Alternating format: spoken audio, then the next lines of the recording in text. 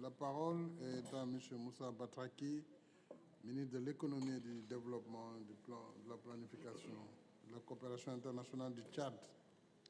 Bonjour, merci beaucoup, Excellence. Bonjour tout le monde, merci beaucoup pour la parole qui nous est accordée. Je voulais juste revenir sur un point concernant le Tchad. Comme vous le savez, après le décès tragique du maréchal Idriss Déby Itno, le Tchad est entré dans une phase de transition dont les principales étapes ont été le pré-dialogue entre le gouvernement et les politico-militaires. Ceci a abouti à un accord qui a été signé à Doha le 8 août 2022 et le lancement récent du dialogue national inclusif et souverain en cours qui va déboucher sur des élections libres, démocratiques et transparentes.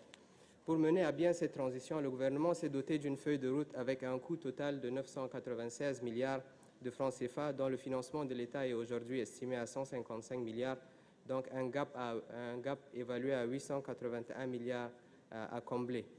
Le manque de financement de la feuille de route de transition correspond à un risque pour le Tchad qui ne doit pas échouer dans cette phase.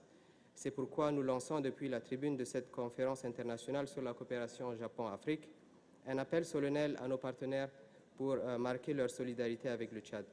Excellences, Mesdames et Messieurs, il est également vrai que sans la paix et la sécurité, il n'y a point de développement. C'est pourquoi notre partenariat doit porter une attention particulière sur les pays africains en crise sécuritaire accentuée par les épreuves du changement climatique et ses conséquences néfastes. C'est le cas du Tchad qui paye aujourd'hui un lourd tribut à cette lutte avec son engagement sur plusieurs théâtres opérationnels, notamment contre le groupe Boko Haram dans la région du lac Tchad et d'autres groupes terroristes au niveau du Sahel. Notre pays accueille également plus d'1 million de réfugiés et de déplacés et le Tchad essaye de respecter et de maintenir tous ses engagements extérieurs. Je voudrais ici également remercier et féliciter le Premier ministre japonais pour son annonce d'une enveloppe de 30 milliards de dollars pour le développement de la coopération entre son pays et le peuple africain. Je profite de cette occasion pour lancer un vibrant appel aux investisseurs japonais à investir au Tchad sous la forme la plus acceptable possible pour les parties. Les opportunités d'investissement sont multiples au Tchad et variées.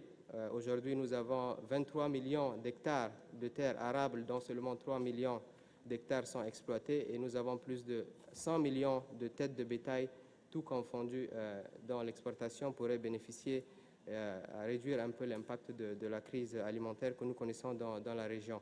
Pour finir, je voudrais une fois de plus remercier les autorités tunisiennes et les autorités japonaises et leur assurer du total soutien du Tchad à une coopération agissante entre nos États.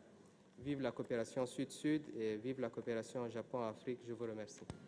Merci beaucoup, Monsieur le ministre Batraki.